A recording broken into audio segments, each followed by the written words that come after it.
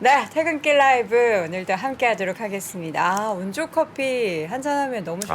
이렇게 그 추울 향기 때. 맞습니다. 맞습니다. 그 몸을 따뜻하게 하는데 네. 물론 이제 보일러 열심히 가스돼서 또 가능하겠습니다만 네. 이 에너지 부족의 시대에 네, 그게 네. 가능하겠습니까? 가스가 얼마나 많이 올랐는데. 그쵸. 그럴 때는? 이럴 때는 맞습니다. 온조커피 한 잔. 네.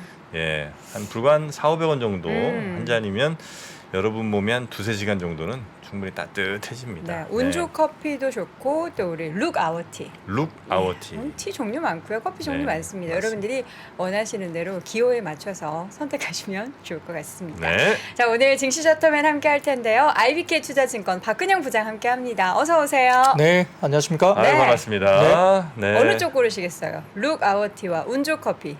저는 지금 땡기는 거? 구독자분들과 함께라면 늘 따뜻하고 생각합니다. 네. 다 필요 없다. 구독자분들만 있으시면 아이, 된다. 그렇죠. 병이에요, 이것도 병. 병입니다. 여러분들 원하세요? 네. 중요한 건 여러분들이 원하셔야 되는데. 한 1년 하다 보니까 네. 그렇게 되더라고요. 그러나 이런 약간- 병 고칠 네. 필요가 없는 병이죠. 네. 네, 아름다운 병입니다. 좋습니다. 네. 포퓰리즘에 휩싸인 우리 또 박근영 부장님 오늘 시장 또 정리를 해주셔야 되는데 이것도 책을 한 권 써오셨네요. 어제는 제가 맘먹고 좀 양을 많이 갖고 왔는데요. 네. 오늘은 어제보다는 좀 적습니다. 자, 빨리빨리 한번 확인해 보도록 할까요? 네. 네, 뭐 FMC 관련된 이슈는 오전부터 말씀들을 많이 하셨기 때문에 뭐 제가 많이는 언급드릴 필요는 없을 것 같고요. 그냥 성명서 관련된 표를 하나 띄워서 간단하게만 그냥 다시 한번 좀 정리를 해드리겠습니다. 이 12월과 2월달 이번 달의 차이점에 대한 부분만 간단하게 좀 말씀을 드리면 인플레이션 판단을 하향 조정했다는 부분들이 좀 나오는 것 같고요. 특히 디스인플레이션을 인정했다는 것이 시장에서 이제 랠리를 좀 촉발시킨 이유가 됩니다. 러시아 전쟁 관련 문구는 불확실성 확대로 통합이 됐는데 기존에는 이제 인플레이션과 글로벌 경제 활동 우려에서 이 글로벌 불확실성 증대로 이제 평가가 좀 바뀌었고요. 이제 금리 인상 관련된 단어도 변경이 이제 페이스에서 익스텐드라는 이제 이 단어로 바뀌었는데 금리 인상의 속도를 정하겠다고 직전 회에서는 이야기를 했지만 이번에는 향후 금리 인상의 범위를 결정할 것이라고 밝혔기 때문에 어느 정도만큼 더 올릴 것인지에 대한 초점을 맞출 생각임을 밝히면서 금리 인상 종료에 좀 가까워지고 있음을 사실 시사를 한 것이 아니냐라고 평가를 하고 있습니다. 여기에 따라서 이제 어제 뭐 사실 파월 의장의 언급이 나오기 전까지는 장이 그렇게 썩 좋지는 못했는데요. 네. 새벽 한 4시 반 이후 파월 의장 이야기가 나오면서 주가가 마지막에 좀 힘을 내면서 올랐다 이렇게 볼 수 있습니다. 그런데 이게 중요한 게 아니고 다음 좀 사진 하나 보여주시면 이겁니다. 그러면 연준이 마지막 금리 인상과 그다음에 첫 금리 인하 간의 시간차가 어느 정도 있느냐. 그러니까 아마 한 시장에서는 3월 정도 금리 인상이 좀 마무리가 되지 않겠냐라고 평가를 하고 있는데 물론 가봐야 됩니다만 이제 우리가 이제 그냥 시나리오로 3월 정도의 금리 인상이 마무리가 된다면 과거 역사적으로 마지막 금리 인상 이후에 금리 인하가 언제 정도 이루어졌느냐를 이제 한번 찾아보자는 거죠. 물론 이제 뭐 평균적으로 얼마다 말하기는 좀 어렵지만 아주 짧게는 2개월 그리고 아주 길게는 14개월 정도 걸렸다고 보는데 대충 이렇게 좀 평균 어림잡아서 보면은 한 뭐 6, 7개월, 8개월 정도 되면 이렇게 금리 인하로 좀 접어들었던 평균치가 좀 나오긴 합니다. 물론 이제 이게 일률적이지 않기 때문에 그렇죠. 이번에도 네. 똑같다고 볼 수는 없는데 이제 시장에서 계속적으로 이제 파월 의장도 올해까지는 금리 인하 없을 거야 계속 이야기를 하고 있는 분위기입니다만 계속 이제 연말에는 금리 인하가 될 거야라고 생각하는 부분은 이렇게 보면 아주 길게는 2006년에서 7년 사이에 14개월 정도 걸린 적이 있긴 하지만 그 외에는 대부분 다 10개월 미만으로 금리 인하가 이루어졌거든요. 네. 그러니까 지금 벌써 이제 한 3월 정도에 마무리가 되면 뭐 한 12월 연말쯤에는 한 번 정도 금리 인하가 시작되지 않을까라고 이제 계속적으로 생각을 하고 있다는 거죠. 시장이 그런 기대를 하는 거죠. 그렇죠. 네. 이제 그게 과거 역사적인 평균치에서 이제 계속적으로 이제 그렇게 시장에서 평가를 하고 있는 부분인데 가봐야 됩니다. 그래서 아직까지는 금리 인하를 하겠다라고 말을 한 게 아니기 때문에 아마 이런 역사적인 평균치 때문에 좀 시장은 기대감을 가지고 사실은 조금 선반영을 하고 있다라고도 볼 수 있어서 약간 부담스러운 분명히 어떤 부분도 우리가 조금 있다 이렇게 말씀을 먼저 드리겠습니다. 네. 그래서 이제 일단 우리나라 같은 경우는 이제 30포인트 정도 넘게 갭 상승하면서 코스피가 시작을 했습니다. 외국인들은 코스피 200을 제외한 매도 출발했습니다. 일단 갭 상승을 하다 보니까 외국인들은 다소 이제 경계 심리로 매물을 좀 냈고 시작했고요. 기관은 현선물 모두 매수를 출발했습니다. 이 기관의 경우에 연기금의 매수세가 유입된 게 특징이었는데 다만 이제 장 초반 원달러 환율이 9개월 만에 1220원이 깨지면서 외국인들이 다시 양시장 현물 매수로 전환을 하면서 주가가 상당히 좀 강하게 이야기됐죠.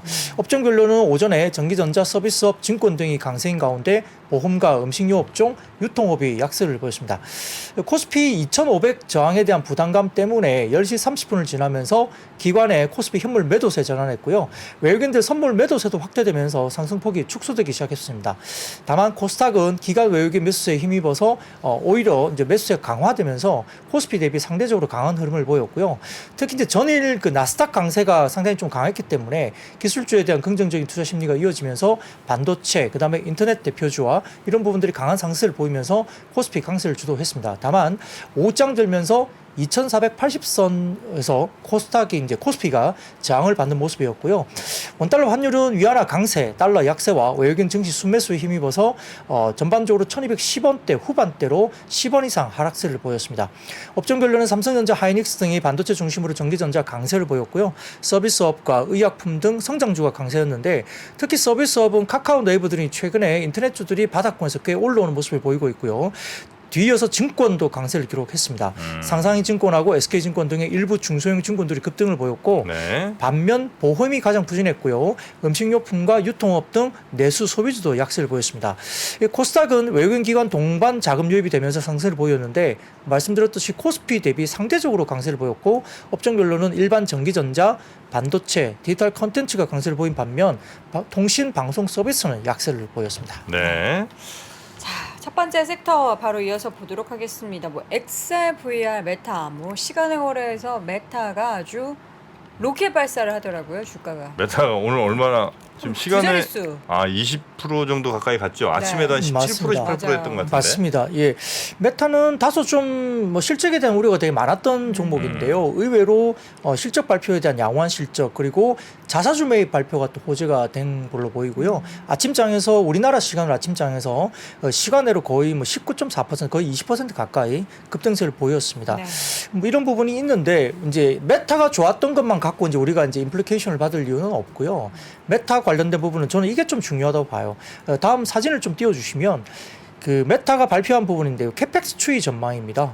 전반적으로 이런 하이퍼스케일러들이 이제 캐펙스를 어떻게 하느냐. 아마존도 마찬가지고 구글, 마이크로소프트 등등이 캐펙스를 많이 늘리게 된다면 국내 IT 쪽, 특히 이제 반도체라든지 이와 관련된 부분에서 좋은 분위기로 갈 수 있다는 게 우리가 이야기 될 수 있거든요. 그래서 메타 부분도 지금 캐펙스 추이 전망이 최대 전년비 21% 증액을 가는 부분들이 어느 정도 국내에는 의미가 있다라고 저는 개인적으로 판단하고 있습니다. 메타 캐펙스라고 하면 뭐 서버 같은 거예요? 그렇죠. 네. 하이퍼스케일러들이 결국은 이제 아마존도 뭐 최근에 AI 때문에 아마존이 약 한 2040년까지 350억 달러 정도 투자를 뭐 할 수도 있다 이야기 나오고 있고요. 그다음에 마이크로소프트도 마찬가지고 그다음에 뭐 여러 가지 부분에서 지금 구글도 마찬가지고요. 지금 관련된 여러 가지 부분에서 많이 줄이고 있는데 AI 관련된 부분을 통한 뭐 서버 부분이라든지 이런 부분들이 캐펙스 투자가 좀 공격적으로 이루어지는 부분들은 국내에 어느 정도 긍정적인 요인으로 이야기될 수 있습니다. 네. 삼성전자도 오늘 이슈가 있었습니다. 미국의 샌프란시스코 갤럭시 언팩 행사에서 퀄컴, 구글과 함께 XR 폼팩트를 개발한다. 죄송합니다. 자, 무릎 네. 꿇으시기 바랍니다. 예. XR, 뭐 VR 엄청 많이 얘기 나오죠. 메타 같은 경우에는 그 글라스로 뭔가를 하겠다라고 했잖아요. 근데 제 지인 중에 한 명이 이거를 미리 해본 얻었대요. 거예요? 근데 오큘러스? 예, 이 안에 콘서트 영상 같은 거를 이렇게 네. 넣어서 볼 수 있나 봐요. 네. 근데 너무 재밌더래요. 막 그 걸그룹들이 나를 보고 나한테 와서 막 이렇게 윙크하고 아이고야. 그러니까 너무 재밌다고. 못났다 못났어. 뭐 좋아하실 거면서 아 그래요? 맨날 보실 거면서 아, 네. 그 얼마인데? 얼마예요? 얼마래요? 모르겠어요. 가격은 안 가격 물어봤는데 모르고. 너무 이제 실황 같다고 바로 내 앞에서 있으니까 너무 아 그래요? 한 월미 안 30분이 난대요? 예 전혀 월미가 안 나요. 제가 저도 그걸 물어봤는데 멀미가 전혀 안 나고 진짜 좀 생생해가지고 이런 걸 뭐 운동 경기 같은 거 뭐 NBA 같은 거 보면 너무 재밌을 것 같다고 아 그 얘기를 그래요? 하더라고요. 자 이제 메타. 괜찮습니까? 네. 여튼 지금 이제 이런 XR, VR, AR 네. 기기 관련된 이슈는 작년 연말에 굉장히 좀 강하게 유입이 됐는데 약간 좀 지연될 수 있다. 그리고 물량이 많지 않을 수 있다고 말은 했지만 삼성전자가 지금 이걸 가지고 퀄컴하고 구글과 협력하면서 차세대 XR 폼팩트를 개발한다고 이제 깜짝 발표를 사실 한 겁니다. 여기에 따라서 과거 삼성전자가 오큘러스 VR과 협력하면서 VR 헤드셋 기어 VR 출시했지만 2018년부터 신제품 출시 중단 상태였기 때문에 새롭게 이제 뭔가 야심차게 준비하는 것이 아니냐라고 이야기된 상황이고, 말씀하셨듯이 애플 또한 AR VR 관련된 헤드셋 리얼리티 프로를 이제 올해 출시할 전망이기 때문에 이 부분 관련해서 기대감이 또 높아지는 거죠. 그러다 보니까 전반적으로 시장 조사 업체 카운터 포인트 리서치에서는 글로벌 XR 헤드셋 출하량이 작년 1,800만 대 수준에서 올해 3,600만 대 2배 정도, 그리고 2024년도에는 5,700만 대, 2030년도에는 10억 대의 규모로 엄청나게 성장을 할 것으로 전망을 하고 있습니다. 그러다 보니까 하드웨어가 많이 늘어나면 컨텐츠도 늘어나야 되기 때문에 여기에 대한 기대감들이 이제 확산되고 있는 모습인데요. 이에 따라서 뭐 나무가, NP, 뉴플럭스, 맥스트, 선익 시스템, 뭐 DOU, 코세스, 뭐 LG 이노텍 등 뭐 하드웨어적인 뿐만 아니라 뭐 컨텐츠 관련된 종목들까지도 오늘 굉장히 좀 좋았다 볼 수 있는 상황이고요.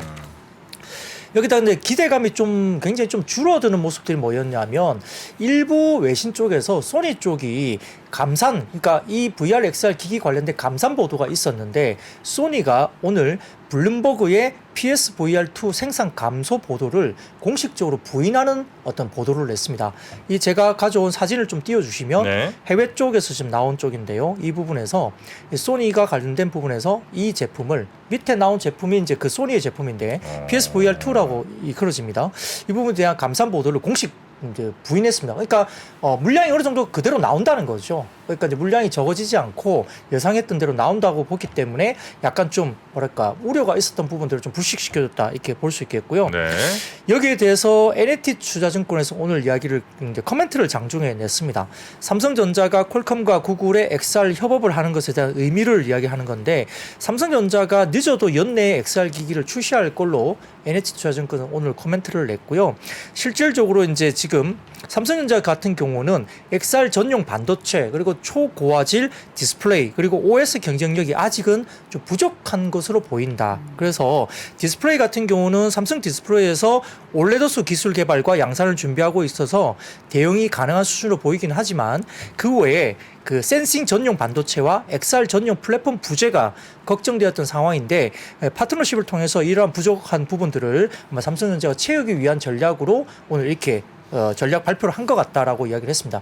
그래서 이제 2023년 6월 공개 그리고 하반기 출시가 예상되는 애플의 리얼리티 프로 기기 출시 전에 먼저 관심을 끌고 경쟁을 본격화하겠다는 의지를 일단 내세운 것이 아니냐 이렇게 코멘트를 한 것 같고요.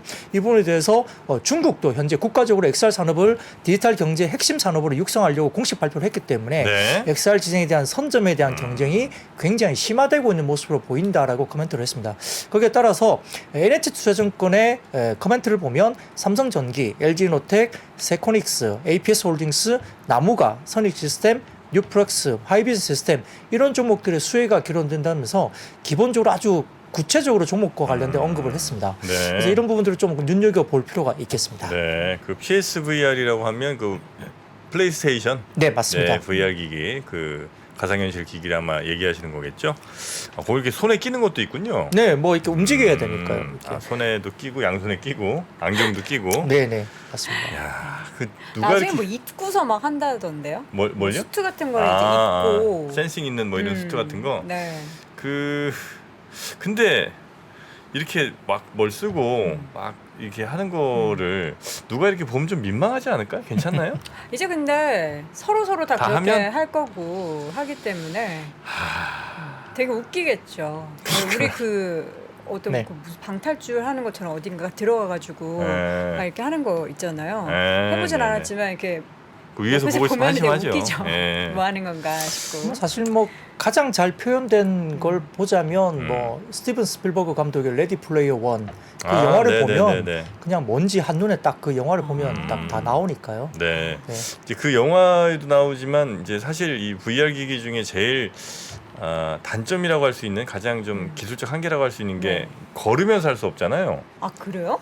왜냐면 이제 걷는다는 거는 우리가 다리가 직접 움직여줘야 되는데 네. 어딘가를 이동할 때는 좀 애매하잖아요. 그냥 이렇게 손으로만 이렇게 가는 건 마치 내가 움직이는 것 같지 않으니까. 네.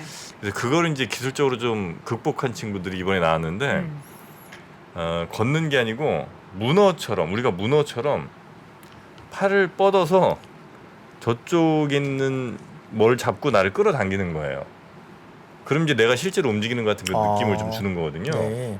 무슨 얘기인지 잘 끈이 모르겠어요. 있어요? 네? 끈이 뭐 있어요? 그러니까 화면들이 쭉 구성되어 있을 거 아니에요. 네. 그럼 그 중에 어떤 지점을 내가 손을 쭉 뻗어서 잡는 거예요. 네. 걔를 이렇게 내가 당기고 그럼 이걸 이제 인식을 해서 내가 위치를 이동하는 거죠. 그러면 내가 마치 나의 어떤 적극적인 액션으로 이동하는 것처럼 그 느껴지니까 어. 아직 조금 더 이해 못하신 것 같은데 네, 그죠? 이해 안 돼요. 저는 그냥 메타버스 이런 거 뭐 VR 안 할래요, 그냥? 현실 세계에서 현실 세계로 갈래요? 네, 살도록 하겠습니다. 알겠습니다. 네, 안 될 것 같아요. 자, 밤사이 또 좋았던 반도체 얘기 때문에 우리 시장도 삼성전자, SK하이닉스 엄청 올랐죠. 네, 사실은 뭐 반도체 업종과 관련된 설명은 어제 굉장히 많은 자료를 가지고 제가 이 맞아요. 시간에서 말씀드렸기 때문에 조금 궁금하신 분들은 어제 자료를 한번 컨텐츠를 찾아보시면 될 것 같고요. 네. 짧게나마 이제 뭐 관련된 부분에 대해서는 이제 국회 기획재정위원회에서 14일 전체 회의에서 반도체 특별법 관련된 기업의 반도체 설비 투자 세액 공제를 확대하는 내용의 조세 특례 제한법이 상정될 것으로 전망됩니다. 그러니까 이게 반도체 입장에서는 여러 가지 뭐 중소형 설비 투자라든지 이런 부분들을 좀 적극적으로 할 수 있는 환경을 만들어 준다는 거고요. 여기에 따라서 정부와는 반도체 관련 시설 등 뭐 첨단 산업 전략 산업 설비 투자 세액 공제를 대기업과 중견기업은 투자 금액의 8%에서 15%로 그리고 중소기업은 투자 금액의 16%에서 25%로 높이는 내용을 담고 있기 때문에 이와 관련된 부분들도 중소형사들에서는 상당히 좀 중요한 환경이 될 수 있다는 부분에서는 다소 조금 오늘도 강세를 네. 이어졌고요. 삼성전자나 하이닉스는 어제 말씀드렸던 여러 가지 뭐 감산 효과라든지 뭐 여러 가지 지표들과 관련된 부분들은 설명을 어제 정확하게 많이 드린 바 있습니다. 2% 넘게 거의 한 3% 가까이 올랐군요. 삼성전자 2.75% 올랐고 하이닉스가 2.19% 올랐습니다. 자 그리고요 다음은 어떤 섹터 볼까요? 네, 아모레퍼시픽 등 화장품인데 오늘 아모레퍼시픽이 굉장히 급등을 했습니다. 그래서 뭐 실적 발표를 했는데요. 사실 뭐 여러 가지 실적 발표과 관련된 부분에서 뭐 국내 리오프닝 효과 때문에 이전 분기 대비 매출 감소폭을 줄이되 중국 이익이 이제 2분기 만에 흑자로 돌아선 게 좀 의미가 있다 이렇게 이야기가 나온 것 같고요. 아모레 G 같은 경우도 뭐 실적의 주 요인이 자회사 아모레퍼시픽의 이익이 시장을 상회하는 모습을 보였고 자회사 이니스프리 또한 이익 체력이 상승하는 데 기인한다고 이렇게 이야기가 시장에서는 된 것 같은데요. 근데 잘 설명하는 부분들은 어제 제가 LG생활건강의 주가가 빠진 거에 대해서 설명을 분명히 어제 이 자리에서 드린 것 같습니다. 그 부분도 어제 컨텐츠 좀 찾아보시면 되는데요. 아모레퍼시픽이 LG생활건강하고 이제 비슷한 브랜드로 이제 보는 어떤 그런 회사인데 약간 차이가 있습니다. 표를 좀 띄워주시면 이게 한국투자증권에서 나온 이제 표인데요.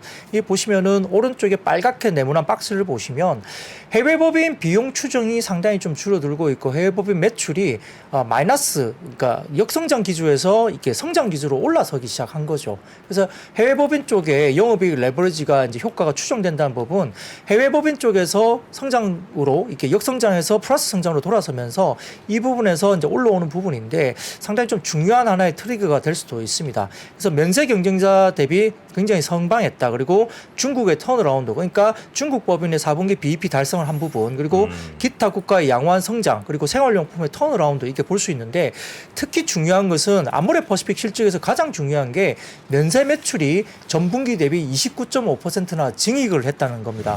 참고로 면세 시장은 지난 4분기 성장이 플러스 0.2%니까 거의 플랫한 수준이었는데 아모레퍼시픽은 면세 매출이 지난 4분기에 29.5%나 증익이 나왔으니까 매출이 늘었다는 거죠? 예, 전반적으로 매출이 늘었습니다. 그러니까 상당히 의미가 있었어요. 근데 왜 그게 상대적으로 의미가 크냐면 어제 말씀드린 LG생활건강은 4분기에 지난 분기 대비 마이너스 20% 면세 성장을 했습니다. 그러니까 역성장은 20% 역성장을 했는데 지금 아모레퍼시픽 같은 경우는 29.5%나 플러스 성장을 했으니까 이게 상당히 같은 브랜드 입장에서 너무 이렇게 차이가 나기 시작한 거죠. 네. 그래서 이런 부분들 때문에 그러하고요. 다음 표를 보여주시면 그게 아주 극명하게 설명을 될 수 있는 표가 있습니다. 이게 면세 산업과 그다음에 LG생활건강과 아모레퍼시픽의 매출 QOQ 비교거든요. 아주 진하게 이렇게 보이는 부분들이 이제 LG생활건강이 면세 사업에서 4분기에 많이 확 쳐져 있죠. 마이너스권으로 들어가 있죠. 근데 살짝 보이는 그 옅은 부분들이 이제 조금 아주 아주 옅은 부분에 아모레 퍼시픽 플러스권에서 굉장히 많이 올라와 있고요.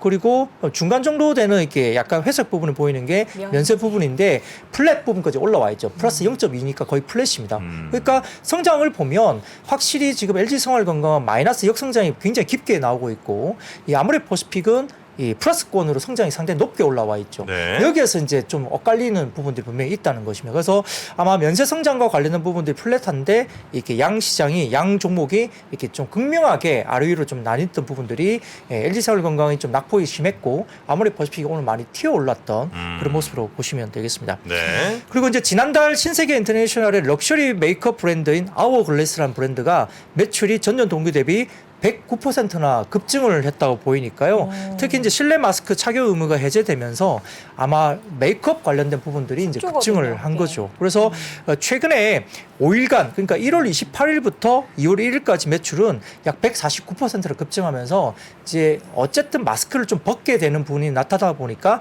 색조 메이크업 쪽이 확실히 좋아지는 것으로 나옵니다. 그리고 이제 1월달 한국 화장품 잠정 수출을 요약하는 표가 있는데요. 그 다음 사진을 좀 띄워주시면 이게 하나증권에서 나온 표입니다. 이게 보시면 대부분 전체 1월달에 한국 화장품의 수출은 약 3억 9천만 달러로 전년 대비 14% 빠졌고요. 12월 대비로 20% 빠졌으니까 전반적인 화장품에 대한 기조는 썩 좋은 건 분명히 아닙니다. 네네네. 그러니까 주가가 올라가더라도 되게 경계를 좀 해야 되는 상황으로 보시면 좋을 것 같고 여전히 화장품 관련된 수출 지표가 좀 역성장에 아직은 있다라고 볼 수 있기 때문에 마구잡이로 이제 주가가 올라간다라고 보기에는 조금 어렵다는 볼 수 있는데 다만 이제 우리가 이 표를 보시자면 어디가 좋아 보이니까 결국은 이 리오프닝 관련된 효과가 가장 강한 동남아 쪽이 호조가 보입니다. 베트남, 예, 태국. 베트남이 34%, 태국이 19%, 필리핀이 9%. 그러니까 수출 네. 지표 중에 동남아 쪽이 좋아 보이긴 한데 중국 시장이 워낙 큰데요. 지금 중국 쪽에 대한 수출 지표가 마이너스 41%니까 아직까지 화장품 섹터가 이렇게 성장 국면으로 접어들기에는 조금은 시기상조로 보이는 거고 다만 카테고리로 봐서는 비교적 색조가 강세인데 기초 부분에서는 수출이 마이너스 26%로 이제 크게 역성장을 했지만 색조가 마이너스 4% 정도 수준이니까 색조 부분은 그래도 어느 정도 버티고 있는 부분이 보이기 때문에 상대적으로는 색조가 좀 비교적으로 좀 상대적으로는 강세이다 이렇게 볼 수는 있습니다. 근데 색조까지도 일단 마이너스 4% 성장이니까 아무래도 이제 화장품 섹터 자체적으로 조금 튀어오르기에는 수출 지표로 봐서는 조금 네네. 아직까지는 좀 보수적으로 보자 이렇게 맞는 것 같습니다. 아모레 퍼시픽이 조금 선전하긴 했으나 네. 전체적으로는 하여튼 화장품 좀 어려운 상황이다. 네. 네. 자, 이어서는 자동차 쪽 얘기가 전해진 게 있네요. 네, 전일 같은 경우는 자동차와 부품들이 굉장히 좋았습니다. 네. 뭐 오늘 같은 경우는 뭐 강보합, 그다음에 약보합 정도로 이제 마무리가 됐는데 몇 가지 지표가 있어서 좀 가져와 봤는데요. 자, 표를 좀 띄워주시면 이게 뭐냐면 현대차 관련된 부분인데요. 1월 달입니다. 1월 달, 2023년 1월 달인데 왼쪽 쪽에 보시면 인센티브입니다. 노랗게 표시된 부분들을 보시면 인센티브가 현대가 마이너스 17%. 그러니까 판매되는 인센티브가 빠졌다는 것은 수요가 굉장히 좋다는 이야기예요. 그죠? 12월 대비 1월 달 인센티브가 네네 빠졌다는 빠졌습니다. 거죠? 예, 빠졌습니다. 그 오른쪽 보시면은 평균적인 어떤 뭐 판매라든지 이런 부분들은 뭐죠? 가격이에요. 가격 부분은 오른쪽 현대가 오히려 약 1.5% 올라가고 있습니다. 가격이. 네네네네. 그래서 인센티브는 좀 많이 빠지고 가격은 현대차가 올라가는 모습이 보이고져서 일단 현대차 관련된 부분들이 일단 판매 수요가 좀 견조한 거다 이렇게 이제 지표로는 볼 수 있겠죠. 네. 그리고 기아 같은 경우는 여기 이제 뭐 같이 밑에 약간 찾아보시면 나오지만 똑같은 표에서 보시면 기아는 가격은 안 올랐는데 인센티브도 약간 소폭 하락 중에 있습니다. 현대가 좀 나온 부분이긴 한데 아무튼 기아, 현대, 공이 지금 인센티브가 좀 빠지는 부분들이 결국은 안 팔리면 인센티브가 올라가야 되거든요. 그래서 일단 이런 부분에서는 1월달 지표로만 보면 12월에 살짝 올라가던 인센티브가 다시 빠지면서 수요 부분이 아직까지 좀 견조한 거 아니냐 이렇게 볼 수 있는 지표로 볼 수 있겠고요. 이 다울투자증권에서는 이제 오늘 리포트를 또 내면서 현대와 기아가 1월 들어서 판매 정상화 국면이 진입되는 것이 가속화되고 있다 이렇게 주장을 했는데 미국 합산 MS가 10%를 기록하면서 전년 동기 대비 약 0.9%포인트 상승세를 보였기 때문에 미국 쪽에서의 견조한 수요가 괜찮다라고 보는 것 같고요. 아까 말씀드렸던 1월 인센티브가 12월 대비 하락세를 나타내면서 손익 개선세가 지속되고 있고 현대기아가 PER 밸류에이션 5배 미만이기 때문에 완성차 밸류에이션 매력이 재차 강조된다라고 다울투자증권 리포트를 냈습니다. 예, 다음 표를 가져와 봤는데요. 지금 다울투자증권에서 나온 뭐 표입니다. 왼쪽 보시면 아까 말씀드렸듯이 현대기아의 미국 인센티브가 살짝 작년 하반기에 올라올 모습이 살짝 보였습니다. 살짝 네. 보였는데 아래쪽에 보시면은 현대기아는 빠지는 게 다시 보이고요. 산업 평균이 이제 눈에 띄게 지난 9월부터 많이 올라옵니다. 9월부터 그죠? 평균적으로 산업 평균 전체적인 시장 자동차 브랜드들은 9월부터 많이 올라오기 시작했습니다만 현대기아는 9월 이후로 많이 안 올랐어요. 근데 살짝 고개를 드는 듯 하더니 다시 빠지기 시작하거든요. 그러니까 산업 평균으로 봐더라도 인센티브가 상당히 좀 낮게 형성되어 있어서 현대기아가 잘하고 있다 모습을 보이고 있고, 그리고 다시 살짝 고개를 드는 듯한 모습을 보였던 인센티브가 12월 대비 1월에 다시 빠지기 시작했기 때문에 미국 시장에서는 일단 현대기아가 상당히 좀 잘하고 있다, 선전하고 있다 이렇게 볼 수 있겠고요. 네. 오른쪽 보시면은 1월 현대기아 미국의 신차 가격 대비 인센티브 비율인데 여러 가지 보면 현대기아가 굉장히 오른쪽 상당히 낮은 폭에 속하고 있고, 오히려 뭐 닛산이라든지 뭐 슬란티스 그다음에 뭐 폭스바겐 그룹이라든지 이런 부분들이 상당히 높게 인센티브가 올라가 있죠. 그러니까 이쪽이 수요가 상당히 좀 약하다 이렇게 볼 수 있겠습니다. 그래서 현대기아가 아무튼 뭐 산업 평균 대비 상당히 좀 미국 시장에서 잘하고 있는 모습을 보이고 있기 때문에 네네. 이런 부분들을 좀 밸류에이션 부분에서 좀 어느 정도 우리가 좀 감안해야 되지 않느냐 이렇게 생각을 하는 것 같고요. 근데 이제 다음 표를 좀 보여주시면 차량 출고 대기 시간입니다. 제네시스, 뭐 그랜저, 투싼 등등 보시면 출고가 상당히 좀 대기 시간이 좀 줄어들고 있죠. 네. 두 가지로 해석할 수 있습니다. 첫 번째로는 이게 반도체 공급이 원활해지면서 좀 물건이 잘 팔리고 있다. 그러니까 이제 어느 정도 수요가 생각했던 것보다 매출이 올라오는 부분으로 나타날 수도 있고요. 또 한면으로 본다면 이 수요가 약간 대기 수요가 이중 중복되는 수요가 약간 거품이 빠진다고 볼 수도 있죠. 그러니까 네. 예를 들어서 뭐 A라는 대기를 했다가 뭐 금리가 너무 비싸니까 나 안 살래. 이렇게 하면서 수요가 빠지니까 출고 대기 시간이 빨리 이제 좀 빠져나가는 부분도 있는 거거든요. 그러니까 약간 양면이 좀 분명히 있는 것 같습니다. 그래서 이런 부분도 저희가 좀 볼 필요가 있지만 아무튼 전반적인 부분에서는 차량 출고 대기가 좀 줄어들면서 이게 좀 원활하게 좀 이렇게 많이 이제 나가고 있다는 부분들은 수요가 많이 견조하게 유지가 되고 있다면 출고 대기 시간이 좀 줄어들면서 반도체 공급이 조금은 좀 예전보다는 조금 더 원활하게 공급이 되면서 매출단이 그래도 우려 대비는 좀 잘 나올 수도 있는 국면인데요. 이게 과연 반도체가 공급이 잘 돼서 출고가 대기 시간이 주는 건지 네. 수요 거품이 줄어서 뭔가 주는 건지 그 전 부분은 취소했어요. 네 취소하셨다고요? 취소했어요? 네. 대기하셨다가 지난달에. 뭐였었지? 그랜저였나? 아니 저 제 차 말고 네. 부모님 차 아, 쪽이었는데. 뭘 계약했다? GV70 GV70 했다가 예, 취소한 취소했어요. 이유는 뭐예요? 다른 차 아, 그래요? 급하게. 아, 왜? GV70 좋은데? 너무 오래 걸려서 1년 넘게 기다리라고 오래 그래가지고 걸려서? 네. 그 사이에 차가 다 망가지겠어요. 그렇죠. 그러니까 오래 걸리기도 하고 금리가 이제 비싸니까요. 음흠. 캡탈. 그러니까 이제 내가 금리가 너무 비싸서 근데 2월에 근데 현대차 그 뭐 다른 60개월 뭐 연동금리 해가지고 뭐 할부 같은 네네 것들 금리 뭐 좀 나중에 낮춰주는 그런 프로모션 한다고 아, 프로그램. 그래요? 네네. 뭐라 그래야 뭐 되지? 그럴 수 있겠죠. 이제 뭐 길게 이제 쭉 늘려서 뭐 네. 나중에 금리 하락기에 이제 그걸 좀 낮추는 방향으로 좀 이렇게 전략을 짤 수도 있는데 하여튼 뭐 지금 현재 의지가 약간 좀 너무 금리가 비싸니까 부담스러워지는 국면이잖아요. 그쵸. 그러니까 조금 이렇게 대기 수요가 좀 이렇게 빠져나가는 부분도 분명히 있을 걸로 보입니다. 그래서 이게 확인되려면 아마 실적으로 좀 증명을 해야 되지 않을까. 그리고 네. 밸류에이션이 5배 미만이긴 하지만 지금은 완성차 자체로 많이 파는 것보다는 이제 그 전기차를 얼마나 많이 파느냐. 사실 이 부분이 좀 확실히 올라와야 이 밸류에이션 멀티플을 좀 더 올리는 그런 요인이 아닐까 이렇게 분석은 되고 있습니다. 근데 그 인센티브 부분은 뭐 긍정적으로 해석할 부분은 분명히 좀 있는 것 같긴 한데 네, 그렇죠. 보니까 그 도요타 어쨌든 경쟁에 있는 그 자동차 회사라고 한다면 뭐 도요타, 혼다, 닛산 요 정도 아니겠습니까? 그렇죠. 그죠? 네. 근데 도요타는 지난 그 12월 뭐 요럴 때 이제 인센티브를 굉장히 많이 낮췄네요. 네. 심지어 그 대당 인센티브 같은 경우도 현대차보다 더 지금 낮게 책정되어 있는 거 보니까 이건 절대 금액 자체가 낮다는 거는 그만큼 이제 찾는 분들이 많다는 또 거잖아요. 뭐 그렇죠. 그렇죠. 뭐, 그래서 예. 경쟁 차종, 경쟁 브랜드로 비교하자면 현대차의 지금 이게 아주 바람직한 상황은 아닐 수도 있겠다. 그리고 17%가 이번에 이제 월 대비로 내려오긴 했는데 네, 네. 1월달에 17% 내려온 거는 도요타보다는 더 많이 내려왔으니까 더 경쟁력 있는 거 아닌가 생각할 수도 있지만 도요타는 12월에 엄청 내렸거든요. 작년 12월에. 그때 워낙 많이 내려놔서 지금 1월 달엔 덜 내려도 되는 상황? 뭐 그럴 수도 뭐 있겠습니다. 이런 것도 좀 예, 있을 예. 수 있으니까 하여튼 뭐 경쟁차로 비교하자면 조금 뭐 터프한 환경이다 볼 수 있겠죠. 아주 안전한 상황은 네, 아닌 네. 것 같다는 생각도 살짝 듭니다. 항상 미국에서 보면은 토요타가 음. 현대차보다 훨씬 많이 팔리잖아요. 많이 팔리죠. 네. 뭐 미국에서 제일 많이 팔린 차가 맞아요. 도요타인데 네. 예, 대수 예. 기준으로. 거의 두세 배 정도 팔고 네. 있죠. 많이 쫓아가고 있다라는 거에 우리가 그렇죠, 좀 그렇죠. 의미를 부여해야죠. 네. 자, 이어서는 2차 전지 얘기해 볼까요? 네, 로이터 통신 뭐 외부 자료를 제가 가져와 봤습니다. 좀 띄워주시면 이제 이 이야기는 뭐 테슬라가 상하이 공장의 생산량을 굉장히 늘릴 거다 이야기를 한 겁니다.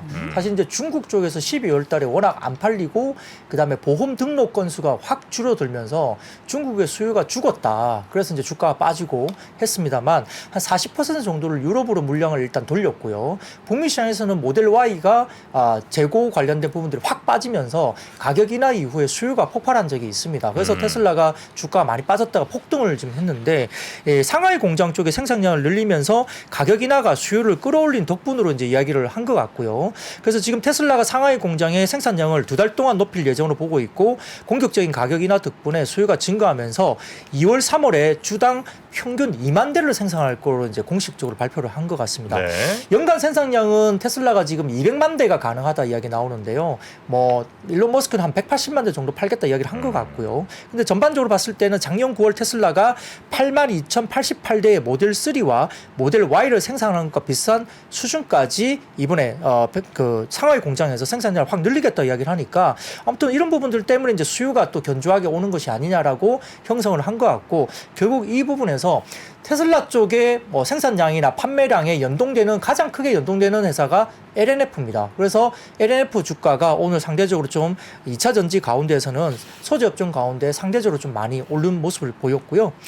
그리고 이제 한국투자증권에서 나온 뭐 보고서를 보면 12월 탑재량도 굉장히 안정적으로 증가했습니다. 네. S&E 리서치에 따르면은 지금 12월 글로벌 탑 10 2차 전지 회사들의 탑재량이 68.8기가와트로 전년 대비 51.7% 늘었으니까 수요에 대한 부분이 상당히 견조하게 우리가 평가할 수 있겠습니다. 그래서 특히 한국의 2차 전지 밸류 체인의 북미 점유율 상승이 눈에 띈다고 언급을 했고요. 지난 12월 LG에너솔루션의 북미 2차 전지 탑재량은 1.7기가와트로 전년 동월 대비 2배 이상 늘었다고 평가됩니다.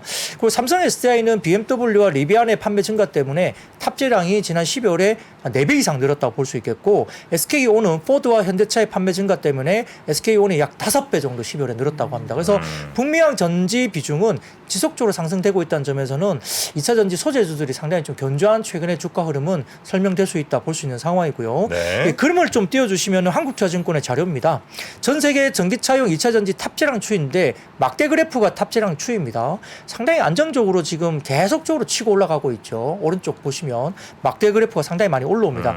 물론 이제 YY 증가율은 다소 좀 슬로우하거나 그럴 수도 있지만 어느 정도 전체적인 절대 금액이 워낙 많이 올라가고 네, 있기 네, 때문에 네. 이 정도면 상당히 견조하다 볼 수 있겠습니다. 그리고 우려가 가장 심했던 유럽 지역의 판매량 증가율도 10월 달에는 10% 성장을 했는데 11월 달에는 20% 성장했고요. 12월 달에는 판매량 성장률이 40%에 육박합니다. 그러니까 유럽이 상당히 경기가 안 좋아져서 굉장히 뭐 어렵다라고 이야기했지만 연말 들면서 유럽 쪽의 전기차 판매량이 상당히 급증했다 이렇게 볼 수 있겠고요. 그다음에 다음 표를 하나 보여주시면 세종기업 데이터에서 나온 제가 발췌 자료를 가져와 봤는데 네. 2차 전지 양극재, 국내 2차 전지 양극재 수출 금액입니다. 이 보시면 굉장히 견조하죠. 지난 10월 달에 약간 주춤했던 모습이 살짝 보였지만 다시 한번 고개를 들면서 월별로는 꾸준하게 지금 올라가고 있어서 국내 2차 전지 양극재 관련된 회사들의 수출 금액이 상당히 견조하게 유사한 그림이 계속 그려지고 있다. 본다면 최근에 2차 전지 관련된 소재 업체들의 강세는 설명을 할 수 있다 이렇게 말씀드리겠습니다. 네. 자, 그리고 태양광. 태양광. 네. 태양광 그냥 표를 먼저 띄워주시죠. 네네. 네, 띄워주시면 무슨 표죠? 자 폴리실리콘 관련된 주간 단위입니다. 폴리실리콘 자 최인지 어떻게 됐습니까? 36.8% 가격이 폴리실리콘이 급등했죠. 폴리시콘 가격입니다. 네. 주간 단위 변화이고요. 그래서 지금 중국이 미국의 그 인플레이션 감축법을 대응해서 태양광 생산 기술에 대한 수출 규제를 검토하고 있다 소식이 전해졌기 때문에 이런 부분들 때문에 여러 가지 부분에서는 일단 폴리실리콘, 웨이퍼 관련된 가격이 많이 튀었다. 폴리시콘 가격이 특히나 이제 30% 이상 급등한 거죠. 그래서 중국 춘절 이전 대비 30% 이상 급등했기 때문에 이와 관련해서 폴리시콘 가격이 급등하니까 역시 OCI 주가가 오늘 좀 굉장히 좋았습니다. 그래서 이 부분이 춘절 이후에 위안화 강세가 보였고, 그다음에 아까 말씀드렸던 춘절 이전 모듈 가격의 저점 반등, 그리고 가동률이 상승하고 재고 소진이 이미 됐기 때문에 가격이 또 뛰었고, 아까 말씀드렸던 중국이 정책적으로 자국의 태양광 생산 기술에 대한 수출 규제를 검토한다. 이러다 보니까 가격이 확 급등해 버린 거예요. 그래서 이제 OCI가 여기에 대한 반응을 주가를 했고요. 그다음에 오늘 저희 이제 IBK 투자증권에서 이제 해당 섹터 애널리스트가 이제 리포트를 또 냈는데, 한화솔루션에 대한 태양광 업황 관련된 리포트를 냈습니다. 그래서 올해 태양광 부분의 영업이익이 1조 167억 원으로 전년 동기 대비 한화솔루션이 164%나 급증할 것으로 전망을 했고요. 올해 매분기 발전자산 매각 때문에 추가적인 실적 개선도 충분히 가능하다라고 저희 IBK 투자증권의 담당 애널리스트가 리포트를 냈습니다. 그래서 이제 그냥 표를 좀 발췌를 해봤는데요. 표를 먼저 띄워주시면 미국의 태양광 설치량 전망입니다. 보시면 확실히 작년보다 올해부터 확실히 튀어오르는 게 보이고요. 태양광 설치량이 상당히 좀 공격적으로 미국 시장이 많이 올라오는 것으로 추정을 하고 있습니다. 아마 이건 정부에서 발표한 양이기 때문에 아마 거의 맞지 싶고요. 다음 표를 보시면 한화솔루션이 미국 태양광 판매 비중 전망인데, 미국 시장이 아마 기본적으로 2021년도에는 30% 정도밖에 안 됐는데 2025년까지 한화솔루션의 미국 판매 비중이 70%까지 굉장히 급증을 합니다. 근데 이게 왜 의미가 있냐면 다음 표를 보시면 알 수 있습니다. 다음 표를 보여주시면 각 지역의 태양광 모듈 가격 추이인데요. 보시면은 뭐 호주, 중국, EU 쪽은 대부분 다 모듈 가격이 빠지고 있죠, 그죠? 근데 미국 쪽은 제일 위쪽에 선을 보시면 계속 우상향하고 있습니다. 그러니까 미국 시장의 모듈 가격이 굉장히 견조하게 올라가고 있는 모습이죠. 그러니까 미국에서 잘하면 실적이 굉장히 좋아질 수 있는 여건이 된다는 겁니다. 물론 이제 뭐 호주나 중국, EU를 잘 팔면 좋기는 하지만 네. 모듈 가격이 최근에 봤을 때는 확실히 다른 지역은 빠지고 있고 미국 지역만 굉장히 가격이 굉장히 강하게 지지가 되면서 우상향 그림 그려지니까 미국 쪽에서 판매를 잘하고 있으면 상당히 좀 좋은 그림으로 매출이나 이익단을 갈 수 있다 볼 수 있는 상황이고요. 여기에 따라서 다음 표를 보여주시면 그 하나투자증권 신재생에너지 태양광 부분의 영업이익 추이 전망인데, 확실히 22년부터 턴어라운드가 보이고 23년, 24년에 좀 이익단이 급증하는 모습을 추정한다 이렇게 볼 수 있기 때문에 이와 관련된 모습도 하나솔루션의 상당히 긍정적인 모습이다 볼 수 있습니다. 네. 여기서는 이제 드디어 갤럭시 23 언팩 행사가 있었죠. 네, 뭐 사실 언팩 행사 있으면서 시장에 기대감은 있지만 여러 증권사 하우스들의 그 이번에 신제품에 대한 기대치는 기존의 22 모델하고 크게 차이 없이 더 많이 팔 거다 말은 별로 안 나오는 것 같아요, 아직까지. 그러니까 상당히 아직까지는 판매량에 대해서는 지금 국내 애널리스트는 상당히 좀 보수적으로 아직은 보는 것 같습니다. 제가 봤던 리포트에서는 그분은 기대하시던데 22보다 23가 조금 더 팔릴 거라고. 왜? 그래서 저는 무슨 기준인지는 모르겠어요. 아, 기준 잘 네. 근거는 모르지만 왜냐면 오늘 느낌적인 아침에 느낌? 한 5분 동안 막 그 갤럭시 언팩 관련해가지고 보다가 네. 기대한다 안 한다 저는 그거로만 봤거든요. 근데 뭐 그건 이제 뭐 하더라고요. 팔아봐야 아는 거니까 뭐 네. 누구 전망이 맞는지 모르겠습니다만, 네.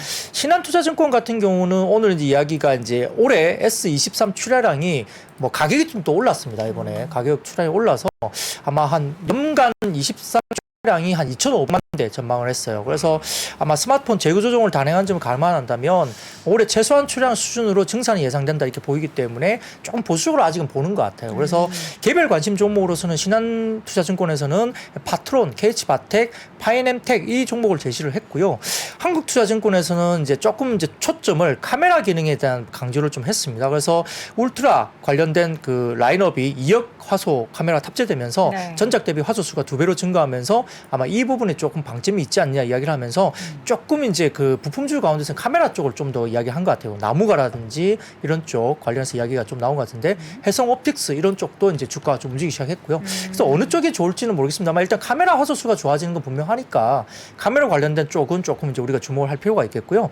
다만 이제 이런 부품들이 이제 지난 뭐 4분기에 좀 많이 부침을 당한 이후에 1월달 정도부터 지금 중국도 그렇고 카메라 관련 그 스마트폰 수요가 상당히 늘고 있다는 게 어제 제가 네. 여기에서 이야기를 좀 드렸습니다. 어제도 카메라 부품, 휴대폰 부품과 관련된 부분들은 중국 시장 그다음에 지표들을 어제 말씀드렸으니까 그것도 한번 찾아보시면 될 것 같고요. 다만 이제 오늘 이슈가 하나 있어서 제가 가져와 봤는데 다음 사진을 좀 띄워주시죠. 이 사진이 뭐냐면 맥루머스닷컴이라는 해외 쪽의 IB 그 뉴스인데요. 그쪽 그 플랫폼에서 나온 이야기인데 애플이 2025년 출시를 위해서 20.5인치 폴더블 노트북을 준비하고 있다라고 이 맥루머스닷컴에서 이제 발표를 했습니다. 폴더블 노트북. 폴더블 노트북입니다. 노트북은 원래 접히잖아요. 아니, 근데 밑에도 화면이 접힌다. 네. 그래서 그렇게 이야기가 나오는데 애플이 이제 2025년 20.5인치 폴더블 맥북을 준비 중이라고 코멘트를 로스 영이라는 뭐 어떤 뭐 전문가인 것 같아요. 네. 그 사람이 이야기를 했다고 그러는데 최근 대만의 애널리스트죠. 고밍치는 24년에 폴더블 아이패드에 대해서 언급을 했거든요. 약간 이게 견해가 달라요. 그러니까 고밍치 같은 경우는 24년 폴더블 아이패드가 나올 거다 이야기를 하고 있고 아까 말했던 로스 영이라는 사람은 25년에 폴더블 맥북이 나온다 이렇게 이야기하니까 노트북인지 아이패드인지 이게 정확하지가 않은 거죠. 네. 그래서 서로가 이제 언급을 하는데 아무튼 중요한 것은 이제 어쨌든 애플이 폴더블이 뭔가 나온다는 거고요. 근데 그게 대화면이잖아요. 스마트폰이 아니고. 그러니까 이런 부분들은 대화면으로 이제 확장이 되면 일단 관련주들이 실적에 대한 부분들이 좀 좋아질 수밖에 없는 거고요. OLED도 당연히 이제 뭐 탑재가 되기 때문에 OLED 관련된 업황이 다소 조금은 좀 대화면으로 가면서 중장기적으로 좀 좋아지는 국면으로 네. 바닥권에서 탈출할 수 있다 이렇게 볼 수도 있습니다. 네. 아까 말씀드렸던 거 제가 찾아봤는데 이베스트 투자증권에서 나온 보고서로 이 가격을 일단 동결하고 이제 트레이드인이라고 하죠. 보상 할인 판매를 통해서 공격적으로 이렇게 판매 전략을 펼침으로써 뭐 매출은 사실 모르겠어요. 근데 출하량이 전작보다는 더 늘어날 것이다로 전망을 하더라고요. 네. 근데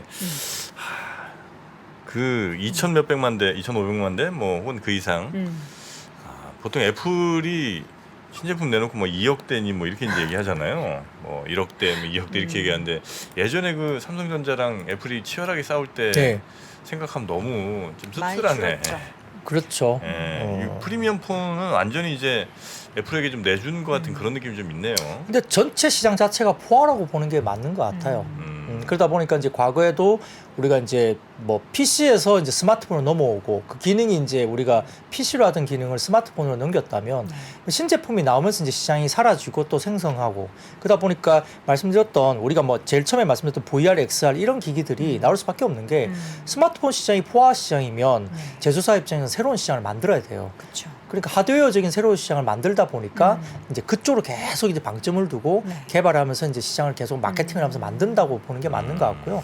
그래서 XR, VR이 어떻게 보면 제휴사들이 살아남기 위한 하나의 어떤 방향성, 뭐 그들의 어떤 방향성 네. 뭐 그렇다 볼 수 있겠고 그렇다면 의지를 가지고 하드웨어, 그다음에 뭐 컨텐츠 이런 것들을 결국은 생태계를 만들 수밖에 없는 그런 쪽 가지 않아요. 그래서 우리 생활에 침투하도록 계속적으로 좀 노력을 할 것이다 본다면 그 시장이 꼭 올까라고 꼭 고민을 우리가 할 필요는 없는 거죠. 뭐 그쪽으로 제휴사들이 계속적으로 이제 만들려고 의지를 가진다면은 시장은 좀 형성되지 않을까 싶습니다. 저는 그 보통 우리 스마트폰의 교체 주기가 빠른 건 젊은 세대잖아요. 네. 근데 제가 이번에 애플과 또 갤럭시 두 개 다 지금 사실 사용을 하고 있거든요. 그 이유가 보통 이제 아이폰으로 많이 사용을 했던 젊은 세대층이 쓰는 뭐 SNS를 비롯한 앱이 안드로이드에서는 구동이 안 되는 메뉴들이 되게 많아요. 그래요? 특히 인스타그램 같은 경우는 제가 극명하게 차이를 발견을 했는데 안드로이드에서는 뭐 사진도 막 이상하게 나오고 동영상도 제대로 이거 뭔가 조정이 안 되고 안드로이드에서는 구현이 안 되는 게 아이폰, iOS에서는 이미 구현이 되는 것도 있고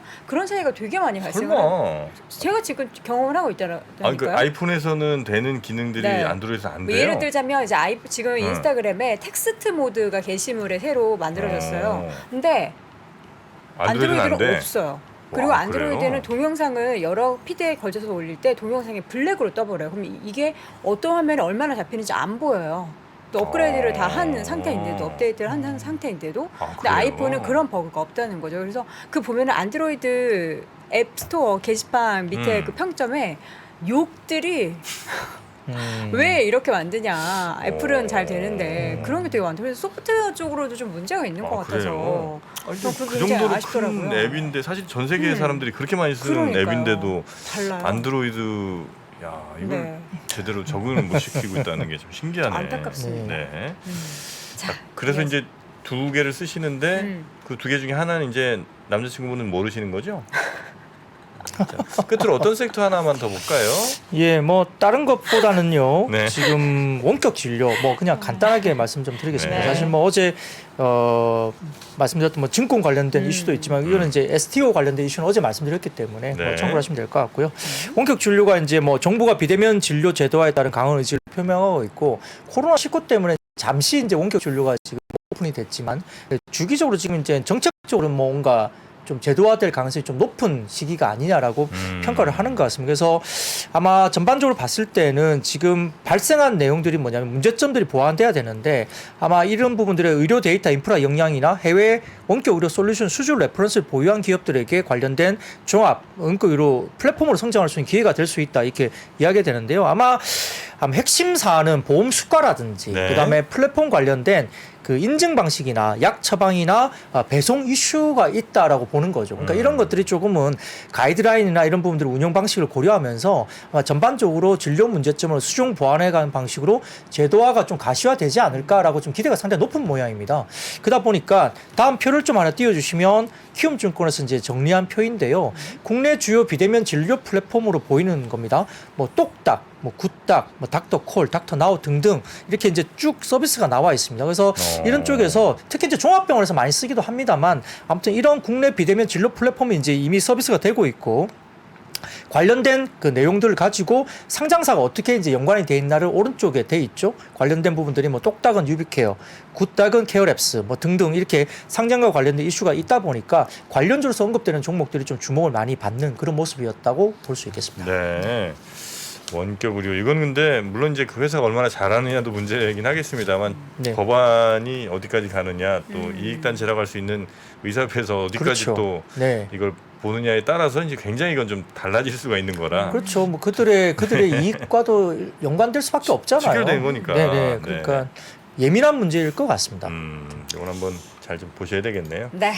자, 우리 박근영 부장님과는 이 정도로 그러면 네. 정리하고요. 네. 내일은 또 강박 네, 내일은 강박 플러스 네. 날입니다. 알겠습니다. 자, 그러면 여기서 네. 보내드리도록 하겠습니다. 고맙습니다. 네. 고맙습니다. 감사합니다.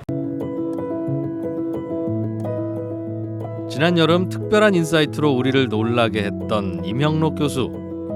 그럼 안쪽에 쓸 돈이 있을까요? 없을까요? 비겠죠. 그렇죠. 돈이 없죠. 그래서 여러분이 원하시는 인프라 투자가 안 되는 거예요. 그러니까 급격한 반등은 없다고. 러시아 우크라이나가 뭐 종전이 언제 될는지 저희가 알 수는 없습니다만 벌써 우리 예상 밖으로 길어졌어요. 전쟁이 언제 끝날 것 같고 어떤 의미가 있습니까? 자, 여러분들께서 결론적으로 전쟁이 끝나냐고 물어보면 안 끝납니다. 오래 갈 거예요. 일단 여러분들께서는 평택 이하 쪽으로는 열심히 하시면 안 돼요. 상황이 좋지가 않아요. 수도권도 안 좋은 상황인데 평택 이남 쪽은 더 안 좋으니까. 그가 미리 본 2023년의 모습을 우리에게 전해줍니다. 그러니까 이게 좀 잔인한 말이기도 하지만 그게 진실이니까요. 200분의 관객과 3시간 동안 이루어질 질의응답. 운이 좋으시다면 임형록, 김프로와 함께하는 저녁 식사의 기회도 잡으실 수 있습니다. 3프로TV 유튜브 커뮤니티에서 신청하세요.